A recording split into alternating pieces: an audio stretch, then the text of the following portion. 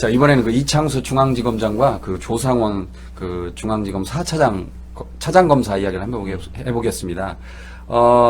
이창수 중앙지검장과 조상원 차장검사가 지금 동반 사의를 표명을 했어요. 예. 잘 아시는 것처럼 여기 계신 최강욱 전 의원님께서 그 항고를 해가지고 예. 서울고법에서 인용을 해서 문제가 고검에서. 서울고법이죠. 고검. 네. 예. 서울고검. 서울고검에서 이제 인용을 해서 다시 하는 건데 서울고검이 인용했다라는 거는 그만큼 수사에 문제가 많다는 뜻이잖아요. 그렇죠. 예. 일단은 수사에 문제가 많다라는 건 뭐 두말할 나위가 없고 예. 저희가 그냥 일반적으로 짚을 수 있는 문제점들을 짚었는데 항고장이 저 100페이지가 훨씬 넘었으니까 예. 뭐 저거는 그냥 벗어날 길은 없었을 것이고 그보다 더 중요한 거는 자기들의 정치적 계산이죠. 그러니까 이걸 뭉갰다가는 예. 이제 뭐 저기 항고를 담당한 사람들까지 다 한꺼번에 쓸려서 죽겠다. 뭐 그런 생각을 한 거고 이런 상황이 전개되다 보니까 이제 그 사건을 말아먹었던 당사자인 이창수나 조상원 입장에서는 있어봤자 그 다음에 이제 조사받고 징계받고 뭐 퇴직금도 제대로 못 받고 연금도 제대로 못 받고 망신 나가는 일만 있을 것 같다. 그러니 우선은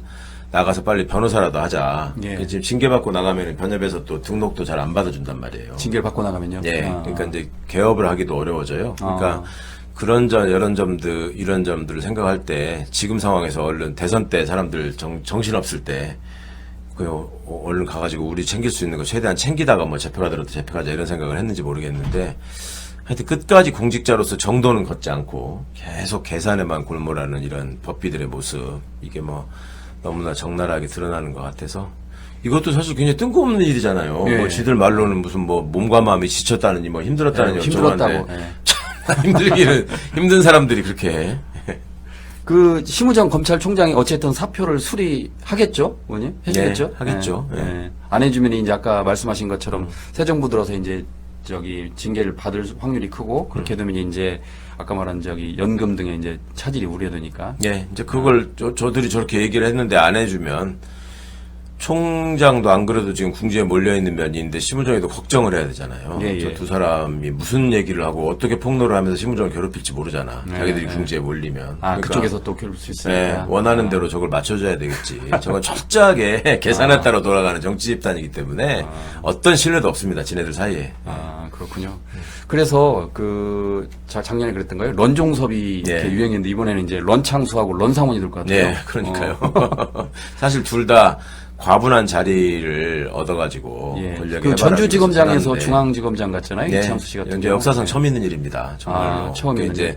전주지검을 무시해서가 아니라 예. 그런 어떤 그 지역의 작은 지검장을 하던 사람이 갑자기 서울고검장이 되는 경우가 단 한 번도 없었어요. 그 이유가 서울중앙지검장이 그만큼 중요한 자리이기도 하고 사건의 규모나 수나 이런 걸 따지면은 거의 반 이상이란 말이에요. 근데 그거를 그렇게 하려면 어느 조직이든지 예를 들어 전북지방경찰청장 하던 사람이 갑자기 경찰청장 가는 경우도 없단 말이에요. 계급도 두 칸이나 차이 나고 그런 건데 서울청장을 가는 경우가 그런데 이런 경우도 경험이나 경력에 비춰 보면은 결국은 전주지검장을 할 때 문재인 대통령 사건 들춰내가지고 그 괴롭힘을 시작한 공로, 그 다음에 그 전에는 또 성남지청장을 했단 말이에요, 이창수가. 성남지청장을 할 때 FC 사건. 이재명 대표 사건을 가지고 최대한 또 부풀려가지고 언론 플레이를 했던 공로, 뭐 이런 것들 때문에 아무도 예상하지 않았던 출세 트랙을 탔는데 이게 이제 독이 된 거지. 그러니까 이제 욕심 부려서 그 자리 찾고 이렇게 하기에는 좋았지만 검찰 조직 내에서 아무도 이창수가 중앙지검장이 되고 특히 조상원이가 4차장 된다는 것도 아무도 예상 못했던 일이에요. 그러니까 그 내부에서도 차가운 시선을 받고 그러면은 그 안에서 유일하게 길게 생존할 수 있는 길은 어떻게든 윤희 연명을 해가지고 자기들 케어해주면서 그 다음 자리까지 보장하는 거. 이게 내심으로는 윤석열이가 임기를 그대로 다 했으면 그러면 검찰총장이 될 수도 있다. 됐겠네요. 그런 기대를 걸면서 했을 텐데 그게 이제 다 무너지고 사실은 항고가 되고 재규수사 명령이 나왔을 때 고검에서 그때 그만뒀으면 차라리 무슨 명분이라도 있죠. 앞선 수사에 대한 책임이라도 지겠다. 근데 지금 이거는 뭐 한덕수 후보권도 무산되고 지금 국힘하는 꼬라지를 보니 한동훈이가 후보가 되지도 않고 본인들이 바랬던 어떤 정치적 이득을 위한 구상은 다 무너지니까 이제는 나라도 살자. 예. 빨리 최대한 얻을 수 있는 이득을 계산해 보면 지금 나가는 게 제일 낫다. 이런 그런 것 그런 같아요. 그러니까 예. 말씀하신 대로 재수가 결정됐을 때 나갔더라면 예.